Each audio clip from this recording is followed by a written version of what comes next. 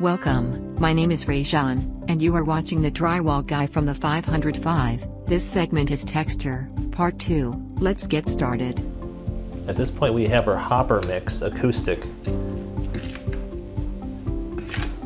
mixed up in our bucket.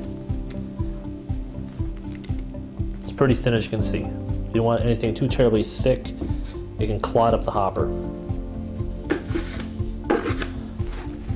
Spraying acoustic on ceilings is relatively simple.